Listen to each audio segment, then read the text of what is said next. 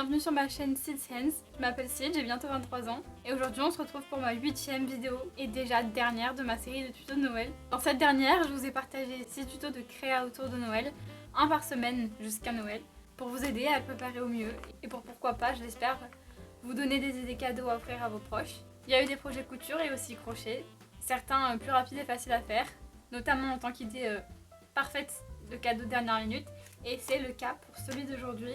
Si vous n'avez pas encore trouvé d'idée ou pu faire vos cadeaux pour vos proches, ce headband sera vraiment idéal pour pouvoir faire un cadeau rapidement, mais qui fait toujours plaisir et qui est vraiment utile pour le coup, surtout en ces temps froids. Elle peut se faire avec littéralement moins d'une pelote, donc elle est vraiment parfaite comme idée de dernière minute. Si vous n'avez pas vu les vidéos précédentes, n'hésitez pas à aller les regarder.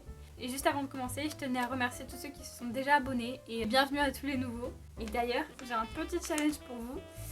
Ce serait m'aider à atteindre les 500 abonnés d'ici la fin de l'année. On pourrait dire que ça serait mon cadeau de Noël de votre part. Ça m'aiderait énormément et me ferait tellement plaisir. Donc n'hésitez pas à aller vous abonner et de donner de la force à cette vidéo en la likant, en la commentant, en la partageant et si vous voulez aussi en l'enregistrant. Je me suis lancée sur YouTube il y a à peine 2 mois et ici je partage avec vous un petit bout de mon univers, mes créas crochets, couture et avec toujours comme fil rouge l'écologie. Voilà, c'est parti!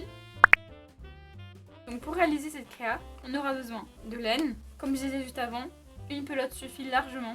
Vous pouvez utiliser la matière et la taille de fil que vous voulez, ça dépendra tout simplement de la texture que vous voulez donner à votre headband.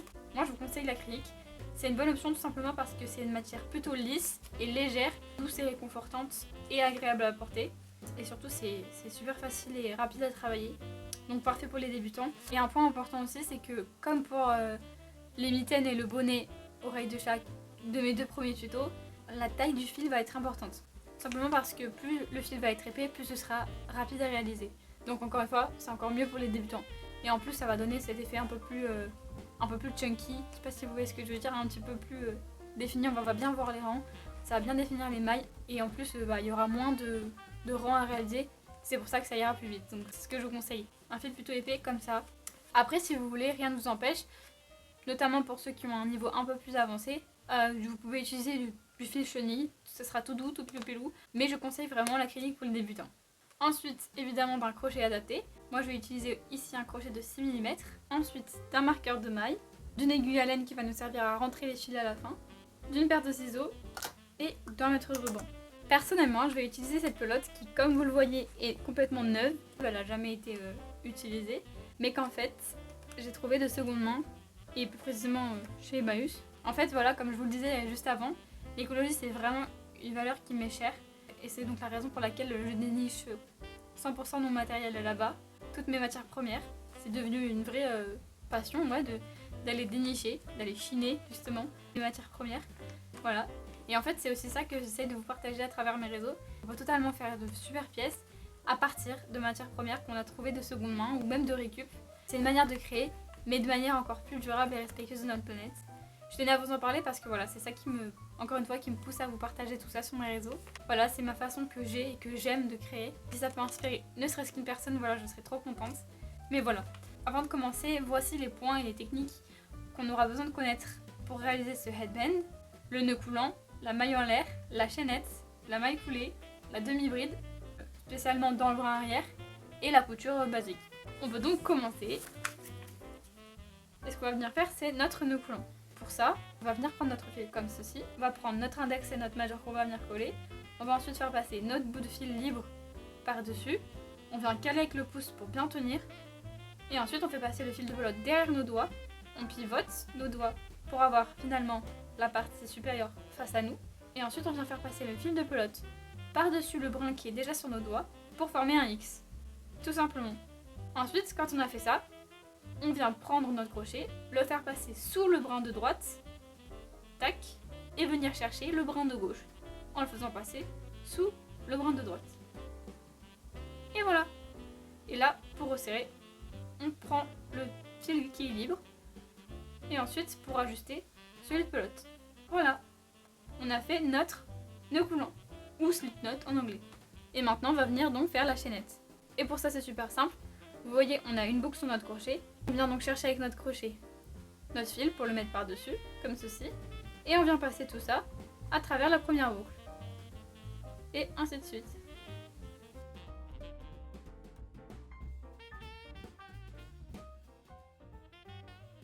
Et voilà. Donc là, vous voyez que j'ai 1, 2, 3, 4, 5, 6. 6 mailles en l'air qui font ma chaînette. Et donc là, on va venir faire un nombre de chaînettes qui va correspondre à la largeur qu'on veut donner à notre headband. Moi, je pense qu'entre 7 et 8 cm, c'est pas mal. Donc, vous voyez qu'il nous manque au moins 3 cm. Donc pour ça, je vais en rajouter. Jusqu'à atteindre la bonne largeur. Donc là, j'en ai 7 encore. Je pense que je vais venir en faire 2 autres. Et là, vous voyez, j'ai bien 8 cm. Donc, pour 8 cm, personnellement, avec ce fil, j'en ai eu pour 1, 2, 3, 4, 5, 6, 7, 8, 9, 10, 11 mailles dans ma chaînette. Maintenant qu'on a atteint la largeur désirée, on vient rajouter une autre maille en l'air qui ne va pas compter dans le nombre total de mailles. Là, moi, je pars avec une base de 11 mailles. Donc, tout le long, je vais devoir faire 11 mailles dans chaque rang. Et donc, à quoi ça sert de faire une maille en plus? C'est tout simplement une maille qui, je l'appelle moi personnellement rééquilibrante et rehaussante.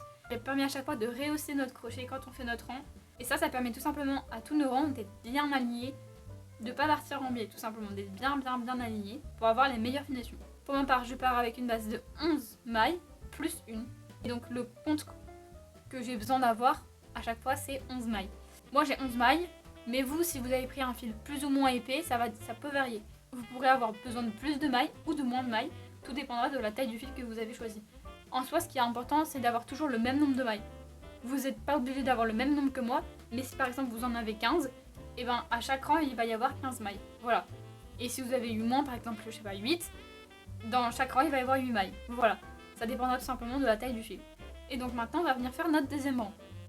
Qui est donc le point que j'appelle la demi-bride coulée. C'est pas une demi-bride, c'est une demi-bride coulée. C'est pour ça que c'est aussi important de savoir comment faire une maille coulée. Tout simplement parce que c'est la même base, c'est une demi-bride mais qu'on vient couler. En gros, une maille coulée, c'est venir passer notre crochet dans la première maille. Cette dernière maille ne compte pas, c'est une maille auxiliaire on va dire.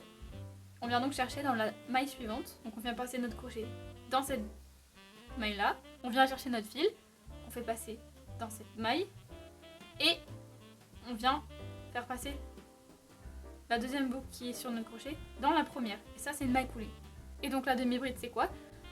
En gros, là, on a notre première boucle sur notre crochet. Comme à chaque fois, on aura une boucle sur notre crochet, ça permet forcément d'avancer. Donc, on a notre première boucle. Et donc, on vient chercher le fil qu'on fait passer au-dessus du crochet. On vient passer notre crochet dans la maille suivante. On vient chercher le fil. On refait passer dans la maille. Et là, vous voyez qu'on a 3 boucles sur le crochet. On vient tout simplement faire un jeté. Donc, on vient chercher le fil qu'on fait passer à travers les 3 boucles qui y a sur notre crochet. Tac. Donc là, c'est donc une demi-bride normale. Et pour une demi-bride coulée, je sais pas si c'est vraiment le terme, mais moi j'appelle ça comme ça. Et bien, c'est le même principe. Donc, on a notre première boucle. On vient chercher notre fil. On vient passer notre crochet dans la maille suivante. On vient chercher notre fil de pelote qu'on fait passer dans la maille. Et là, donc maintenant, le twist, c'est qu'au lieu de chercher notre fil et de faire passer tout ça dans les 3 boucles qui sont sur notre crochet, en fait, on vient faire passer la 3e boucle à travers les 2 précédentes. Tac. Je sais pas si vous avez bien compris, donc je le refais. Tac. On vient chercher le fil. On fait passer dans la 2e maille, du coup. On vient chercher notre fil. On fait passer tout ça à travers la maille. Et on fait passer la 3e boucle à travers les 2 précédentes.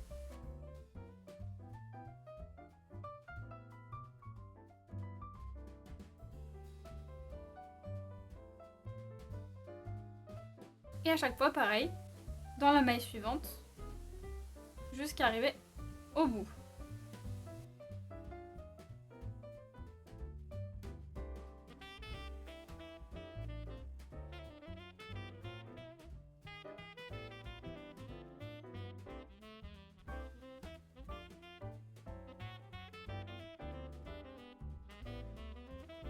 Et voilà, je suis arrivée à la fin de mon rang.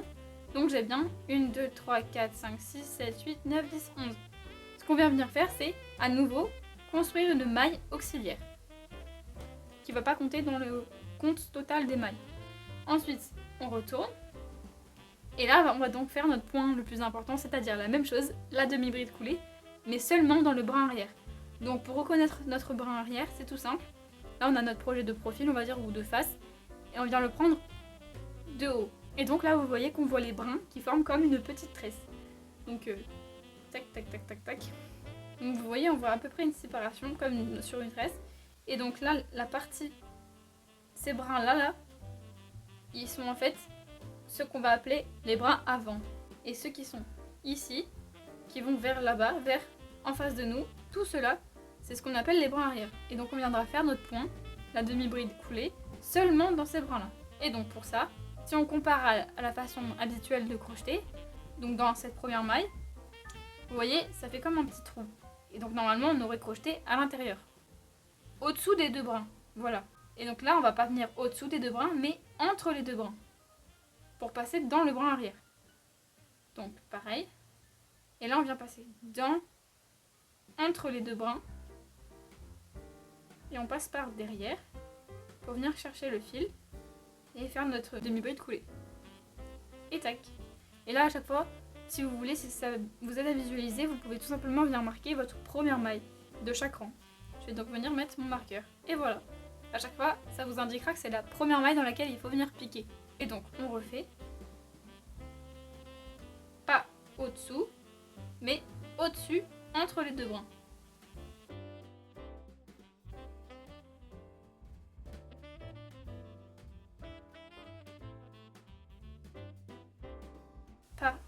Donc pas au-dessous, mais au-dessus, dans les deux brins.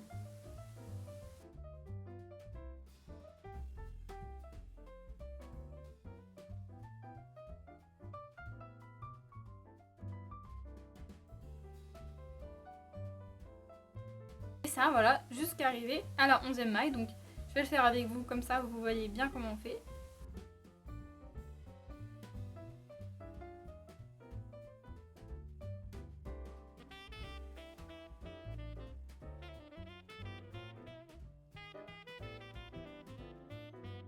Et donc on a fini notre deuxième rang. Donc là vous pouvez peut-être commencer à voir pourquoi on fait notre demi-bride coulée seulement dans le brin arrière. C'est qu'en fait c'est ça qui va venir créer la dimension aux mailles en fait. Ça va venir donner cet effet de jersey. Vous voyez cet effet tresse un petit peu défini, un petit peu surélevé. Et bien ça va être ça tout le long et c'est ça qui va donner cet effet un peu tricot, un peu jersey. Et là tout simplement on vient venir répéter ce même rang là jusqu'à arriver à notre tour de tête. Donc nos demi-brides coulées dans le brin arrière. Et tout ça dans tous les prochains rangs, encore une fois jusqu'à arriver à la longueur de notre tête ou alors les mesures de la personne à qui on veut offrir cette réalisation. Donc je vais faire un dernier rang avec vous pour que vous ayez encore une fois un visuel. Et après on se retrouvera donc quand on aura fini tous nos rangs.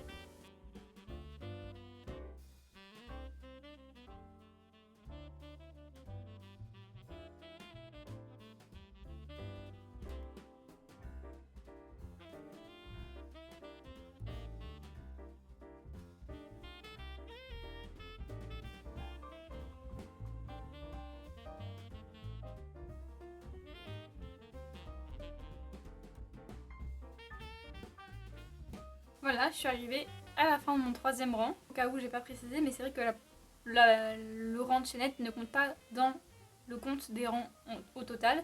Ça compte comme la fondation, mais qui va pas compter comme un rang. Donc notre premier rang, notre deuxième et notre troisième. Et comme je vous ai dit, vous n'avez plus qu'à faire ça jusqu'à votre longueur de tête. Et donc on va se retrouver tout simplement pour les finitions. Donc voilà, je suis arrivée au bout de tous les rangs que j'avais besoin d'avoir pour arriver à mon bon tour de tête.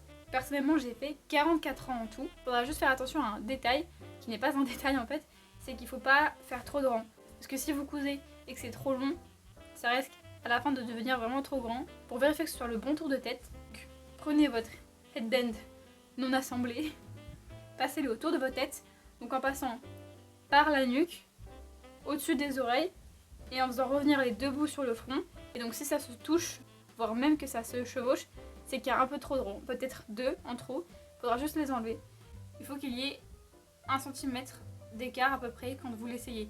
C'est-à-dire qu'une fois que vous avez passé tout ça autour de votre tête, ça se touche vraiment pas mal aisément, voire même que ça se chevauche un peu, c'est qu'il y en a trop comme je disais. S'il reste un petit centimètre, c'est l'idéal. Parce qu'une fois cousu, ça va rajouter un petit peu d'épaisseur et surtout, au fil du temps, ça va se détendre parce que c'est quand même un point qui donne un petit peu d'élasticité. Donc si c'est cousu trop grand, à la fin, votre truc il va littéralement glisser de votre tête. Et donc maintenant, on peut passer à la couture. Donc pour ça, on vient tout simplement couper notre fil. On laisse quand même une petite marge, peut-être 30-40 cm, comme ça on est sûr d'avoir assez pour coudre. Et ensuite on vient sortir notre fil de la dernière maille. On vient prendre notre aiguille. Donc ensuite on vient juste plier notre création, mettre les bouts ensemble. On vient tout simplement faire notre couture.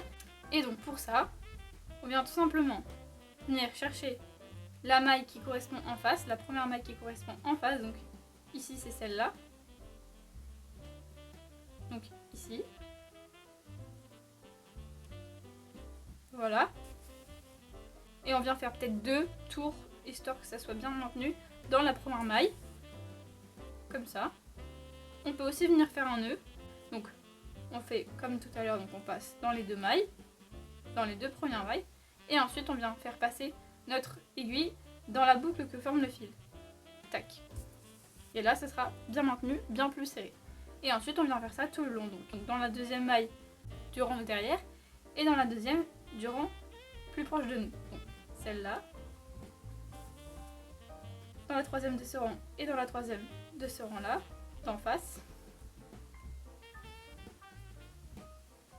Dans la quatrième maille de ce rang-là et dans la quatrième de celui-là. Et on serre. Et ça jusqu'à arriver jusqu'au bout.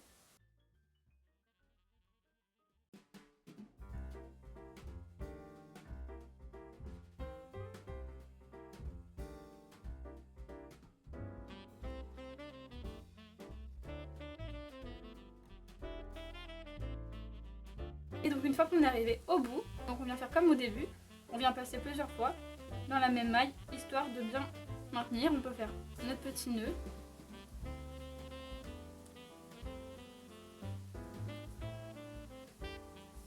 Pour bien solidifier. Donc voilà, j'ai fait 3 passages et 2 nœuds. Et là, il ne nous reste plus qu'à faire les finitions.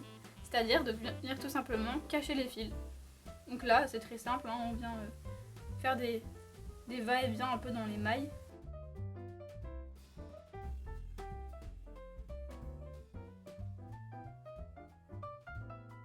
Et si vous voulez même, on peut faire à nouveau dans l'autre sens, histoire que le fil soit bien calé. Et on vient tout simplement couper. Et il n'y a plus qu'à faire la même chose avec l'autre fil du début.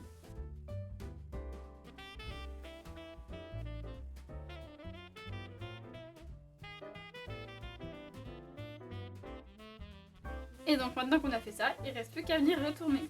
Donc voilà, on a fait notre petit headband. Vous voyez avec ce point là, on a des mailles définies, un peu effet jersey. Donc voilà, là vous pouvez venir un petit peu le détendre, vous pouvez, si vous voulez, le bloquer en le mettant correctement. Et au fur et à mesure des enfilages, ça va prendre sa forme naturelle. Voilà, j'espère que ce tuto vous a plu et que vous allez adorer votre petit headband. Dites-moi ce que vous avez pensé de ce tuto. Encore une fois, c'est les premières fois que je fais ça. C'est mes débuts dans la création de vidéos longues et de tutos complets. Donc j'aimerais vraiment avoir vos retours. On est donc malheureusement déjà arrivé à la fin de ma série de vidéos de tutos de Noël. J'espère qu'elle vous aura plu et surtout aidé. Voilà, merci beaucoup d'avoir regardé. Et si le cœur vous en dit, n'hésitez pas à liker, commenter, partager, voire même de vous abonner. Surtout pour qu'on réussisse le défi des 500 abonnés d'ici la fin d'année. Ça me ferait encore une fois tellement plaisir et m'aiderait surtout énormément. Merci encore une fois d'avoir regardé et à bientôt.